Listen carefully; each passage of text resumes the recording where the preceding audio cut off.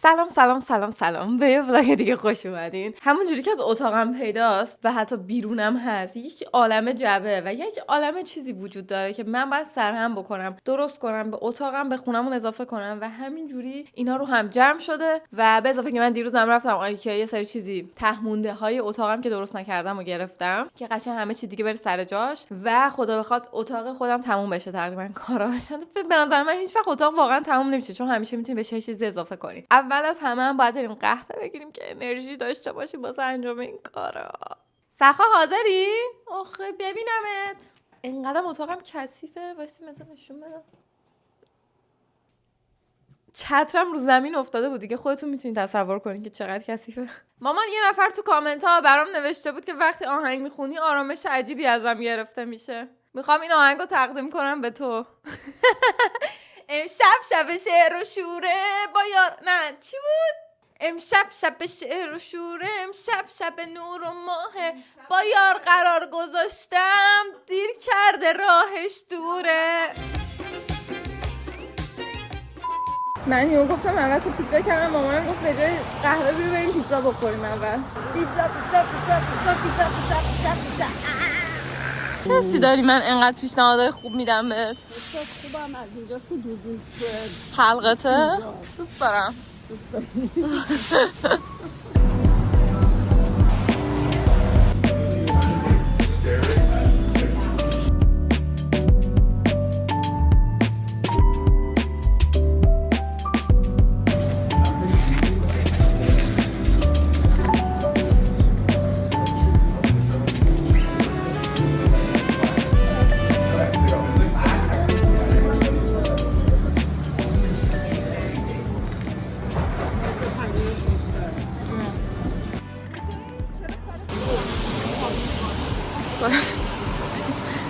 واشروم نمیخوایم بریم. چوب جادومه بچه ها. بیبیدی بابیدی بو. When we wake, hear the birds and see the sun. Side by side our fears are done. All the good times just begun. ما امروز عزممون رو جذب کردیم، هرچی اینجا کافه رستوران نزدیک خونمونه داریم پشت هم میریم. از پیتزا شروع کردیم، قهوه‌مون رو گرفتیم اومدیم تو پای. من اصلا اینجا نیومده بودم تا حالا. خواب دارم و می‌خواستم یه دقیقه طول بکشه قهوه بگیرم. می‌خواستم هم دم خونه قهوه بگیرم بیام. یکی بیا خیلی نرم و آهسته و لطیفه.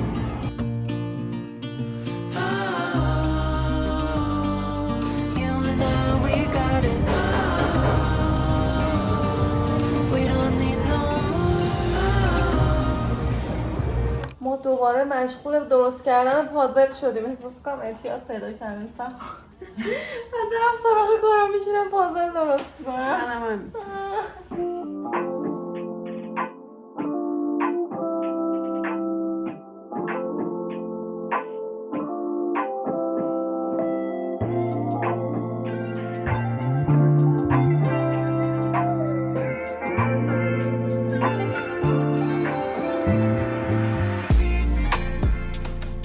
سخا چقدر طول کشید؟ فکر کنم 1 ساعت و نیم. آره 1 ساعت و نیم. تموم شد. چقدر خوشگله پازل. جنسش خیلی بد بود چون از تریفت استور خریده بود. نمیدونم چه برندی بود. خیلی سرگرمی خوبی بود واسه $4.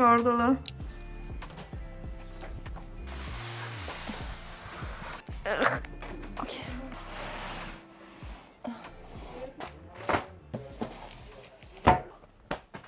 یه بسته شلف خریدم برای مثل جا کفشیطور تو کمدم، چون کفشام زیر تختمه و هی میره تا وسط تختم و هر یه دونه مثلا میخوام برم باشگاه باید بخوابم برم تا وسط تختم تا کفشمو در بیارم. اینا یه سری خرت و پرته.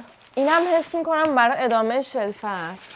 این گنده ترینه. 2 تا کشو واسه زیر تختمه. من همون موقع که تختمو سفارش دادم واسه اینکه ارزون تر بشه از آیکیا میتونین بخش بگیرین. این زیرش 2 تا کشو میخورد هر طرف که وقتی این 2 تا کشو هر طرفو هضم میکردی تقریبا $240 ارزون تر میشد. سر همینم من دیگه نخریدم. اینجوریام که چرا $240 بیشتر بدم. حالا الان که وسایلم همش پخش و پلای دلم میخواست که مثلا یه دونه کشو اینجا داشته باشم که فقط وسایل کارم توش باشه، مثلا میکروفون و هارد و شارژر و این چیزام همش پخشه، به اضافه اینکه دوست ندارم قاطی وسایل روزمره زندگیم باشه. دوست دارم یه کشوی کار داشته باشم که میکشم بیرون، مثلا بدونم چی کجاست. عجیب سنگین جبش. بچه‌ها من یه چیز خنده‌دار براتون تعریف کنم. من بابا مثلا خب خونه ما رو ندیده بود دیگه، من و مامانم اینجا رو با هم دیگه گرفته بودیم و هیچ ایده نداشت که چه شکلیه. بعد که اومد اینجا اولین ریاکشنش که در خونه رو باز کرد اینجوری گفت عکس و فیلم‌ها به نظر بزرگتر میومد، اینجا که خیلی کوچیک‌تره مثلا از چیزی که گفتم. آره دیگه خونه اینجا دلیل اینکه مثلا خیلی‌ها میان غور میزنن همینه. مثلا اول مهاجرت خونه 30-40 متری، یعنی من فکر نکنم اینجا حتی 50 متر هم بشه، یعنی فکر کنم مثلا خونمون 40 متره 50 متره. نه که بخوام غور بزنم ولی منظورم اینه که آدم عادت میکنه. مثلا الان یه سال گذشته من دیگه مثلا اوکی ام با سایز اینجا، ولی اولاش خیلی اذیت میشدم. مخصوصا من همیشه خودم تو خونه بزرگ شده بودم، میدونین عادت نداشتم به خونه کوچیک. تازه ما همیشه قر میزدیم که خونمون کوچیکه، یعنی وقتی اومدم اینجا گفتم وای وقتی قدر یه چیزو ندونی ها بدتر میشه. بعد به یه معنای واقعی جا نداشتن و کوچیک بودن رو درک میکنی، یهو احساس خفگی به دست میده. خدا واسه هممون خونه 200-300 متری نصیب کنه واقعا. وای یه لافت گنده با سقف بلند. من حتی جعبه این پدرسگم نمیتونم باز کنم. این بهش میخوره که داستان داشته باشه. آیکیا قشنگ گول بزنه.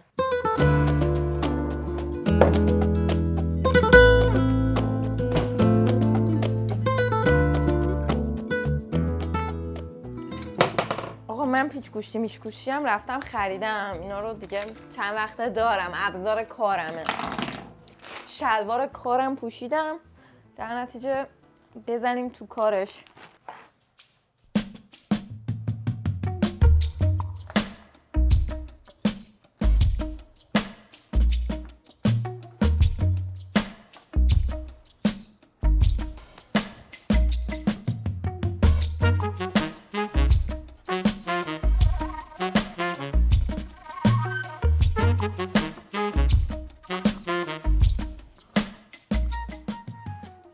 من چند وقت دارم به یه کانسپتی فکر میکنم، اونم اینه که چی میشد اگه ویژگی‌های بدمو تبدیل میکردم به ویژگی‌های خوبم، یعنی ازشون در راستای خوب و کارهای خودم استفاده میکردم به جای اینکه مثلا حالمو خراب کنه یا بخواد جزء ویژگی بدم باشه. مثلا به طور مثال هفته پیش داشتم راجع به اسکرول کردن حرف میزدم و اینجوری بودم که وقتی اسکرول میکنی گیر میکنی توش و بیرون نمیای و ادامهش میدی. چی میشد اگه همه کارا رو ما مثلا وقتی میشستیم سرش ادامهش میدادیم، ولش نمیکردیم و اون ویژگی که مثلا از اون بعدمون میاد و دوستش نداریم نسبت به خودمون رو توی یه کار خوب ازش استفاده میکردیم. مثلا اینکه من یه کاری رو دیر انجام میدم شاید مثلا میتونست توی موقعیت دیگه خیلی هم خوب باشه. اینکه خب اوکی من درسته که دیر انجام میدم ولی توی یه مدت زمانی که دارم کار میکنم دیگه چیزم خیلی فوکسم و سعی میکنم اون کار رو خوب انجامش بدم. اون هم قسمت خوبش رو ببینی و اینجوری نشی که فقط قسمت بدش رو ببینی، هم سعی کنی مثلا ازش در یه راستای خوبم استفاده کنی. حالا الان هنوز راستای خوبش رو پیدا نکردم ولی به نظرم میتونه جالب باشه.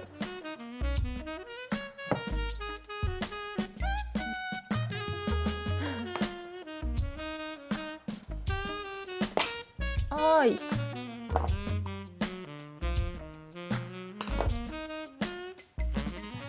مشخصه که کمرم درد گرفته. من باید با چه زاویه‌ای وایسم. ولی واقعا ورزش کردن یه وقتایی من مثلا در زندگی عادی انقدر به کارم میاد که خسته نمیشم، مثلا جون دارم اینا رو بلند کنم زورم میرسه و خیلی بهتون حال میده. مثلا شکممو میفهمم که مثلا داره ازش استفاده میشه و قشنگ میتونم نگهش دارم و باحالیش. میدونین چیه؟ شما وقتی که مثلا ورزش زیاد میکنین در زندگی عادی فقط یه ورزش رو مثلا حرفه‌ای انجام بدین و درگیرش باشین و مثلا از یه طریقی داشت مثلا از طریق کلاس پیلاتس در حال عضله‌سازی باشین مثال میزنم، ولی از اون به بعد هر کلاسی هر جایی هر ادونچری کوهی فلانی برین شما یه چیزی ساختین که به کارتون میاد و اینجوری نیستش که فقط توی اون کلاس به کارتون بیاد و اونجا بتونین ازش استفاده کنین، تو کل جهات زندگی تا آخر عمرت باهات میمونه. و بعضی وقتا که مثلا انگیزه نداری بری باشگاه و به خودت بگی که ببین من امروز نمیرم که فقط 2-3 ساعت اینجا وقتم پر بشه، امروز دارم میرم که تا آخر عمرم یه چیزی رو با خودم داشته باشم.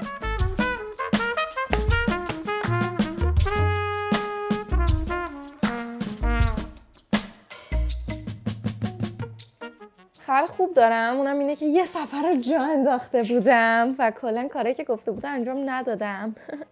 خیلی خوشحال کننده است. این مرحله رو کلا انجام ندادم. مشکل حل شد و باز دوباره نتیجه میگیریم که هیچ مشکلی نیست که حل نشه. به دل خودتون غم را ندین. تمام. یه چیزی بهتون یاد بدم که به کارتون بیاد. آقا این پیچ گوشتی هر موقع خواستین استفاده کنین یادتون باشه که کلا تو همه چیزا اکثر یعنی این چیزایی که پیچیه به سمت راست که میپیچین بسته میشه، خب، و به سمت چپ که میپیچین باز میشه. حالا چجوری یادتون بمونه؟ مثلا شوفاژو اگه به راست ببندیم بسته میشه، شیرابو به راست ببندیم بسته میشه و اکثر چیزا میگم اینطوریه. پیچ هم همینطوریه، به راسته. راست بست، خیلی شبیه همه جفتش داره. بعد واسه همین یادتون میمونه دیگه، راست بس راست بس راست بس و واقعا زیاد به کارتون میاد. من فکر نمی‌کنم انقدر به کارم میاد ولی خیلی زیاد دیگه. مثلا هی شوفاژو 10 بار به این ور نمیپیچون، 10 بار به اون ور بفهمین کدوم وری بسته میشه. میدونین راست بس. خواهش میکنم. راستشو بخوام بهتون بگم یه دور مجبور شدم کل اینو باز کنم به خاطر اینکه اون یکی رو حواسم بود درست زده بودم، این یکی رو یادم رفت که این جاهای پیچ و سوراخی که داره رو باید همه رو به یه ور میذاشم. پس قراقاتی اینو با اون جابجا زده بودم. فکر میکردم عین همه دیگه. خیلی خوشحال کننده است که اینقدر اسکل زدم.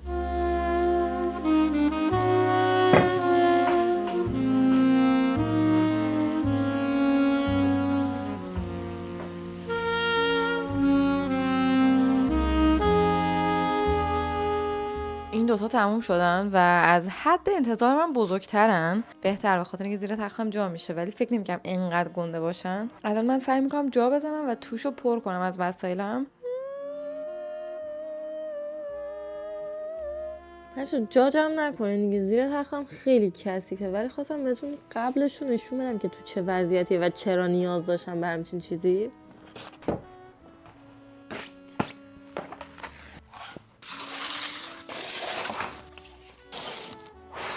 یه لنگی جمع. بچه حس کنم باید برم زیر تخت به خاطر اینکه یه سری وسیله اون وسطه.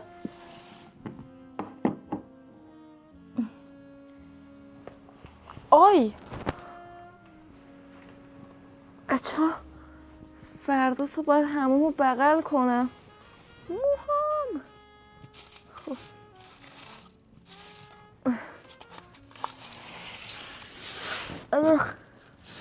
تخ چه بیرون. با پا میتونم هول بدم اون بر.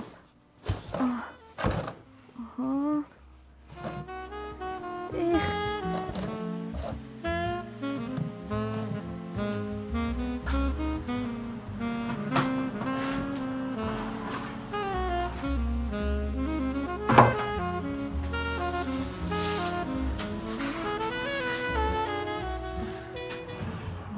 خیلی ولی کشو روونه خوبیه. وای چه خوشگل شد. وای خیلی قشنگ شد. در زندگیم هیچ وقت من تخت نخریده بودم، یعنی این اولین بار تو زندگیم. قبل از اونم همیشه مثلا تخت سینا رو داده بودن به من هیچ وقت چون بچه دوم بودم واسه من چیزی نمیخریدن معمولا اینجوری. مثلا میز تحریرم خودم مثلا یکی می‌خواست رد بکنه ازش گرفته بودم، همه چیزام اینجوری بود. هیچ وقت پولمو نمیرفتم بدم مثلا وسیله بخرم. تنها کاری که یادم کرده بودم پولشو داده بودم پارکت کردن کف اتاقم بود با ایدیام. این واسه من خیلی داره حس خوبی نه که کامل شده، خیلی میچسبه. یه مسئله که من دارم خب مثلا خیلی وقتا اینجوری نیستش که پول یه کاری رو نداشته باشم واقعا. یعنی شاید مثلا با خودتون بگید نیکی مثلا پول 1000 تا چیز دیگه رو میده ولی مثلا به همچین چیزی میرسه یا میگه من پولشو نداشتم. دلیلش اینه که اگه یه چیزی رو بتونم ارزون‌تر در بیارم یا مثلا خودم درستش کنم خب اون کارو میکنم. چرا مثلا برم بهم حال میده. مثلا همون تخته که درست کردم واقعا دوستش داشتم، حتی قیافه‌شو. حتی الان اگه قرار با این عوض کنم بازم اونو بیشتر از این دوست داشتم که خودم درست کردم. آقا همین الان آلردی خیلی قیافه تختم بهتر شد. اصلا فکر نمی‌کردم در قیافه‌اش تاثیر داشته باشه اونقدری.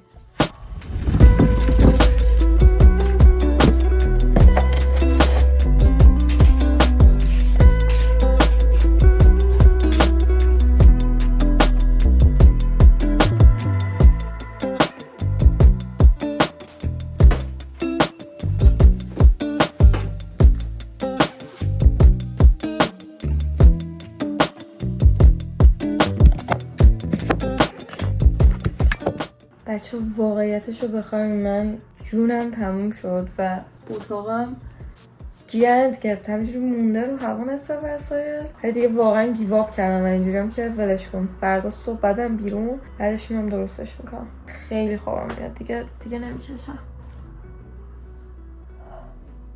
اوه فردا میبینمت. صبح بخیر. آقا داشتون شب ساعت 4 صبح خوابیدم، من ساعت 10:30، ساعت 11 باید اونجا باشم. اینقدر خوابم زنگی بوده که نمیشیدم زنگی گوشیمو. بعد بجنبم. من حاضر شدم، الان خوشحالم، فکرم یه ذره دیگه سارا برسه. تا نیدم ایز دخترم. تیپم خوبه آقا، آبروداری میکنم یا چی؟ آخر امروز روز مهمون نوازیه.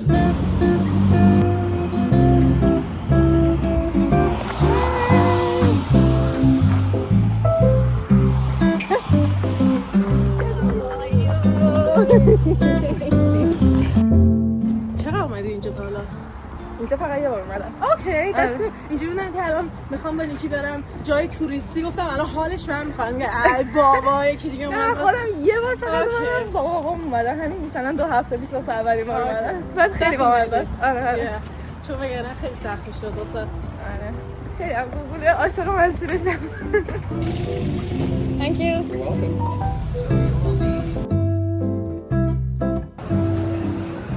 از این میتونیم بگیم طرف همش خوبه. اوکی.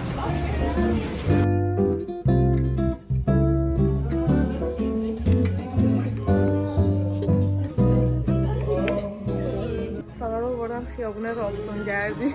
داره میگه چرا شیکه اینجا. خیلی او مای گاد. ولی لباسش کهنه است. آره دیگه دست دومه. آره میدونم ولی از اینایی نیستش که مثلا سلکت کرده باشه وینتجای استفاده نشده، اینجوری که استفاده شده. یه سریاشون هم اینجوریه.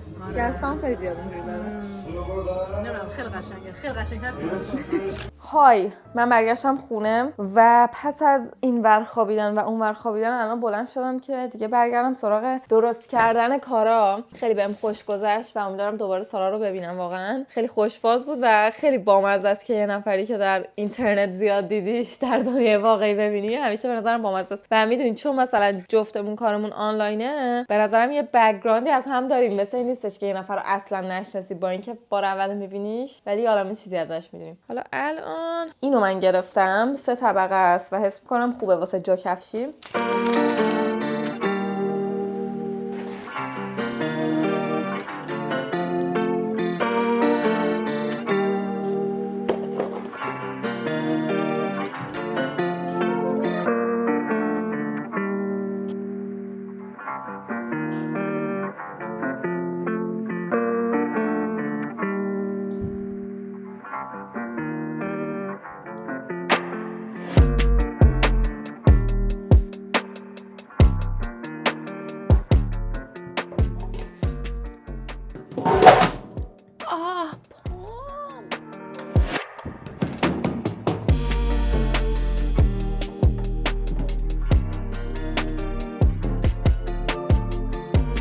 فکر کنم اولین چیز آیکیا بود که واقعا آسون بود درست کردنش، یعنی جونم نرفت تا سر هم بشه. خوشحالم که عوضش کردم به خاطر اینکه اون یکی چیزی که دیده بودم عکسشو براتون میذارم. خیلی اولا ساده بود، بعد حالا ساده بودنش اوکی بودم چون می‌خواستم بره تو کمد. یه دونه دیگه هم دیدم که کلا فلزی بود، یه حالی بود، ولی این از همه طرف باز بود، یعنی مثلا اگه عمق یه چیزی هم بیشتر باشه میتونم ازش استفاده کنم چون پشتش بسته نیستش. به اضافه اینکه خوشگله کلا، یعنی که بعداً مثلا نخوام تو کمدم من باشه و بیرون خونه ازش استفاده کنم کاملا شدنیه. خبر خوبم اینه که الان غذای سخا آماده است و من میتونم برم بشینم غذا بخورم. خیلی گشنمه. دوتا چی میگن اون وسط؟ غذا رو زدم، برگردیم سر کار. میخوام شب زود بخوابم هر جوری شده، یعنی شده کارم نصفه بمونه ولی شب زود بخوابم.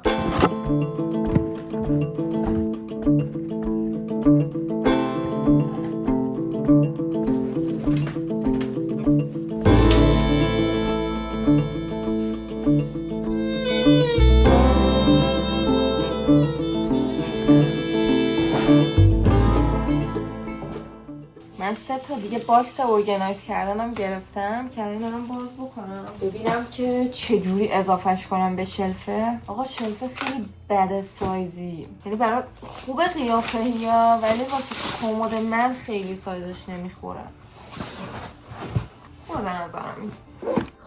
خب من تقریبا از دیروز در حال اتاق تکونی شدم، به خاطر اینکه به هر چی دست میزدم تا اون تهش کثیف بود یا انقدر همینجوری رو همین چیزی ریخته بود که مجبور بودم اینم تمیز کنم اونم تمیز کنم، اینم انجام بدم که مثلا بتونم اون چیزی که میخوام بهش برسم. کمدم تموم شد، کشوها تموم شد و میخواستم ریز همه چی رو مرتب بکنم. هنوز پرفکت نشده و یه سری وسیله توی کمد حالم دارم، به خاطر همین اونا رو بعدم باید قطعا تمیز بکنم. ولی به نظرم واسه الان خوبه. بذار فکر کنم شب مهمون داریم، بعد حس خیلی خوبی بهم داد که چند وقت گذاشتم الان همه جا بوی خوب میاد، تمیزه. جارو زدم کف اتاقم، جارو دستی چون برقی نداریم. حالا بذارین کمدمو بهتون نشون بدم.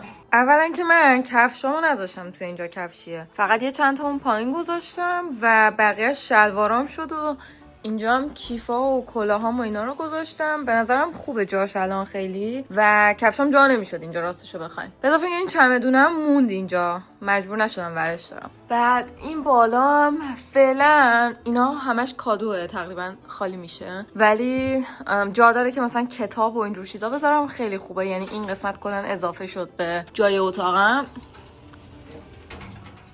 اینور شد کلا جا کفشیم و خیلی خوشحالم از این بابت. به نظرم بهترین قسمت بود برای کفش. بعد به نظرم اگه کفشا رو میذاشتم اون پایین یه ذرم با لباسا قاطی میشد، نمیخواستم که مثلا لباسام کثیف شه. اینجا قشنگ طبقه جداشو داره دیگه، کثیف نمیشه. اون بالا هم کلی خالی شد و میتونم دوباره جعبه و اینا بذارم. این وسط یه ذره لباسام ولی جاش بده، میبینین چون اونجا یه دیواری داره که گیر میکنه بهش. بعد اینجا هم لباسای زمستونی می‌گذاشتم که خیلی راحت تر شد دسترسی بهشون. اصلا نمیپوشیدمشون به خاطر اینکه انقدر سخت بود در آوردنشون. واقعا جدی میگم هرچی دم دستم فقط تنم میکردم. و همین دیگه. اینم اضافه کنم که من مطمئنم همین چند روزه دارم پریود میشم و شکمم باد داره، خودم باد دارم، سنگینم، افسردم، ناراحتم، هرچی بگم کم گفتم. و واقعا حتی از لحاظ منتالی اوکی ترم، فقط صرفا خیلی بیحالم. بعضی وقتا اینطوری میشم، بعضی وقتا ذهنم برمیریزه، بعضی وقتا بیشتر فیزیکیه، مثلا جوش میزنم، همین ورممه. ولی این سری حس میکنم همه چی با همه، ولی خدا رو شکر دل درد ندارم. این خیلی خوبه. بازم این زیر هم مرتب شده و هر چیزی سر جای خودشه و با حساب همه این بیحالیا من اتاقم اوکی کردم. فقط به خودم گفتم چیزای کوچولو یعنی سختش نکن، یه چیز کوچولو انجام بده استراحت کن، کوچیک انجام بده استراحت کن. ولی خلاصه شد و به نظر من که آدم کارهای کوچولو انجام بده خیلی بهتره تا یهو مثلا خودتو مجبور کنی کلی کار بریزی سر خودت. خب با حالی که شاید که کلا در میاد، یعنی به چیز خاصی بر نیست زیر. خب من از اینجا شروع میکنم و دونه دونه بهتون میگم که بر چه اساسی ارگانایزش کردم. این مال کش و مو وسایل موه کلا. این دوتا باکس کارمه و مثلا توش این دوربینم، پاور بانکم، پایه و اینجور چیزاست. این یکی اکسسوری و انگشتر گرممند و ایناست. این یکی هم که کیف و میگم بازم وسایل کاره، کشای ورزشی و کنه هر چیز ورزشی. و این قسمت پونز و لوازم تحریریه، دستمال کاغذی. اینجا رو هنوز نمیدونم کتابو میخوام چجوری بچینم، یعنی یه ذره جاش بده. این تیکه رو باید دوباره درست کنم. حالا بگین چه فکر کردم؟ به این یکی کشوی دسترسی نداشتم دیگه. چیزی که به فکرم رسید اینه که اینو بدم بیرون کامل و بعد اینو بکشم اینور و حالا مثلا میتونم استفاده کنم هر چی که خواستم. به اضافه که چیزایی رو گذاشتم که بالای کمدم بود، اونقدر مثلا لازم نمیشد هر از چند وقت ماهی یه دفعه اینطورا. و الان به نظرم جاش کاملا خوبه و در دسترسم هست. مهمونم رسیدن، برم سلام علیک کنم بیام. خب من رفتم سلام علیک کردم، اومدم با مهمونامون. همش یاد چیز افتادم، ایران افتادم که مهمونی اومد خونمون، بعد من شب مثلا قرار گذاشته بودم همینجوری گیر میکردم که چجوری بپیچونم برم بیرون. هم مثلا دوست داشتم مهمونی باشه، هم از من قرار گذاشته بودم. خلاص دوباره رو با هم انجام میدادم. الان یه حس نمیدونم خیلی مزه میده وقتی مهمون هست هی میری تو اتاقت بیای. حتی بی احترامی نباشه به مهمونا، اصلا قصدم نیست واقعا به خدا. وای بچه من یه تخت وایت بود گرفتم، خیلی کوچولوه. دست سوخته فکر میکردم بزرگتره، خیلی هم کوچیک نیست خدایی. میتونم بعدا یه دونه بهش اضافه کنم. ببینین اینجا کامل جا میشه، خیلی هم فیت باحالیه. منتها من اینو بذارم اینجا اصلا انجام نمیدم کارای روشنی. میخوام یه چیزی باشه که صبح از خواب بلند میشم اولین چیز چشمون رو ببینه و بهم یادآوری شه که ببین امروز یه سری کار داری که مثلا اینا رو دیشب نوشتی. چون مشکلم اینه مثلا با هابیت ترکر چیزایی که مینویسم تو دفتر اینا نمیبینم. بعد تو ایران یه دونه وایت بورد کوچیک داشتم، اصلا آقا موعظه می‌کردین همیشه. وقتی من میدیدمش هر روز خیلی بهتر کارم انجام دادم. بعد قشنگ می‌تونی پاک کنی، اضافه کنی، کم کنی، خیلی راحت. خلاصه اینو میذارم اینجا و برنامه‌م اینه که اون پلن 12 هفته‌ایمو روی این وایت بورد پیاده کنم و از روی این پیش برم. ببینیم که چجوری پیش میره. نسبت به بقیه برنامه‌ریزی‌ها امیدوارم یه بهتر عمل کنم.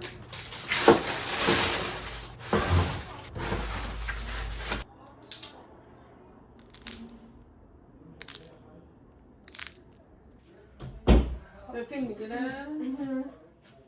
خیلی برام مهم میگیره. تو رو خدا صاف بشه. اینو باید بکنیم، بعد از اینکه چسبونیم 30 ثانیه فشار بدیم. آفرین. چیکار کنم خرابکاری میشه؟ اگه اون از وسط بکنی خرابکاری میشه. مامان! چی شد مگه؟ وای حس این چیزا رو اندادیم ماساژور که ببین چجوری میشه. چه وای نمیسه باشه. نظر بگم چجوری میشه. وای حس خاصی. مامان مامان یه دقیقه نکن. الان میخوای چیکار کنی؟ این صاف شه دیگه. صاف شه.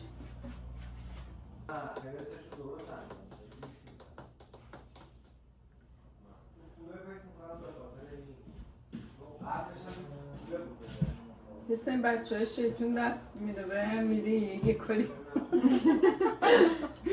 دور از چشم یه کاری بکنم. ترازه رو میتونی بهم بدین؟ وی یعنی دیواره از این بالا پایین تر نمیشه. بگی برم بیرون. من گرفتم تو برو. 30 ثانیه باید فقط فشار بدیم.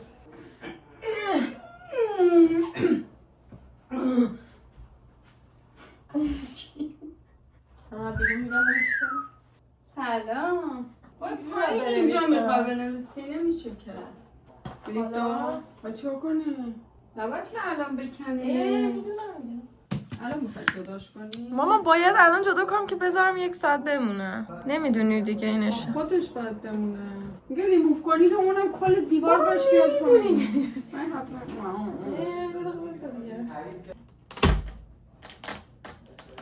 دیگه 2 تا چیزه. بعد اینو میذاری کنار 1 ساعت میذاری که این چسبش فعال شه. اینی که رو اینه اینو الان باید 30 ثانیه بمونیش. برو اون 2 تا رو بمان ببین.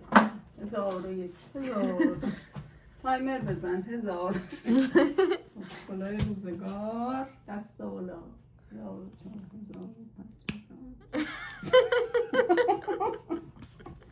مسخرم میکرده نیکی. اون محکم 1001 دستامو میخراشه. عزیزم خوبی؟ چه بچه خوبیه نادی. خیلی آروم راب میکنه. نه همسه بغل. حالا باید بذارم 1 ساعت از روی این بگذره که چسبش قشنگ فعال شه، بعد دیگه برده رو بچسبونم. ولی به نظرم یه باحالی که فکرشو نمی‌کردم اتفاق افتاد اینه که برده دورش مشکیه. بعد من یه عالمه قاب دور مشکی خریدم و به نظرم میتونم دور تا دور اینجا رو کل دیواره رو قاب بزنم. تو می‌خواستم این کارو تو حال بکنم ولی 2 تا قابم داشتم که مال خودم بود. بالاخره با بدبختی فراوان اینو چسبوندم. بهش نمیخوره که بخواد ول بده و بیفته و خوب میچسبه خدای با این چسبه. ولی میگم یه ذره دردسرش از میخ به نظرم بیشتر. چون با میخ تپ میزنی 10 تا چیزم باشه اوکی، ولی این داستان داره. یه ذره حوصله بیشتر میخواد. این یکی رو هم برای دیوار همه درم گرفته بودم چون یک عالمه عکس پولاروید دارم من و دلم میخواست که اینا رو بزنم به دیوار هم، مثلا عکس خانوادگیمون خودم یه سرش از ایرانه، واسه همین دلم میخواست ببینمشون همش. بعد اینو واسه اون کار خریدم.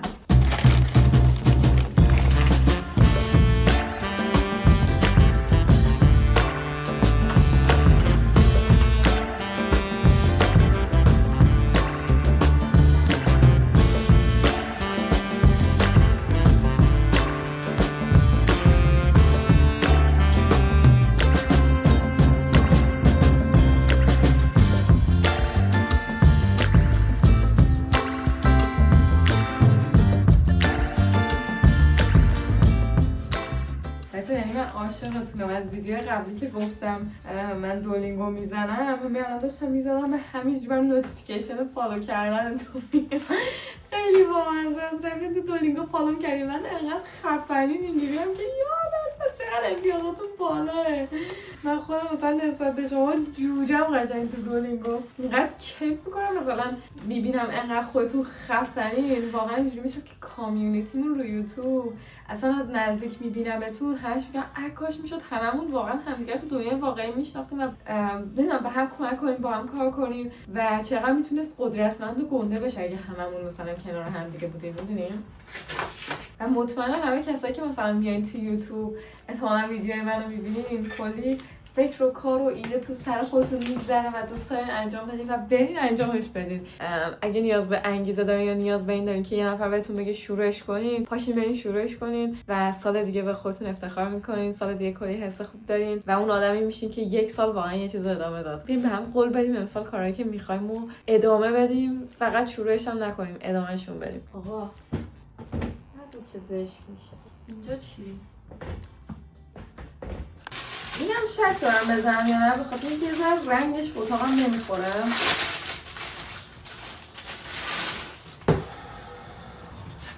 دلیل اینکه من لباس ورزشی پوشیده بودم این بود که هی خدا میکردم یهو شب پر انرژی شم و برم باشگاه ولی نشدم. ولی واقعا آدم خیلی سخته که مرز بین کجا دارم به صدای بدنم گوش میدم و کجا دارم تنبلی میکنم و بفهمم. یعنی من یه وقتایی مثلا وقتی اینجوری بدنم ازم میخواد که استراحت کنم استراحت نمیکنم و مثلا میرم مریض میشم. خیلی الکی به خودم سختی میدم.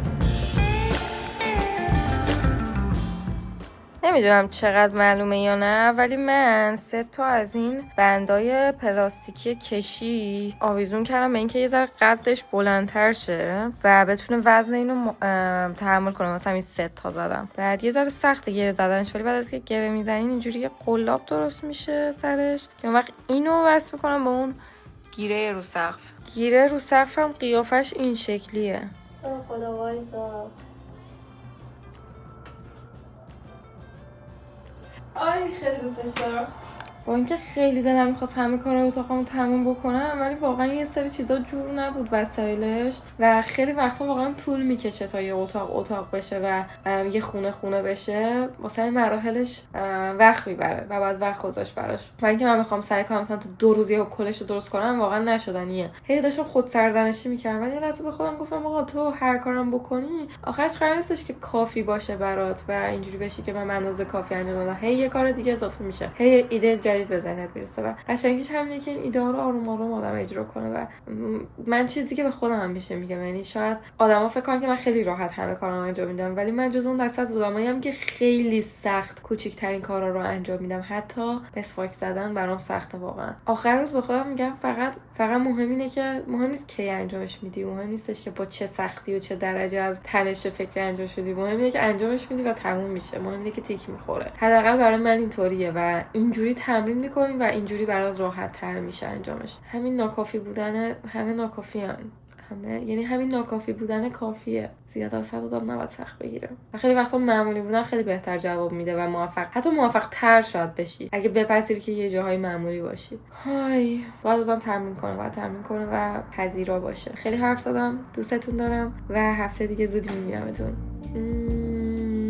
عاشقتونم.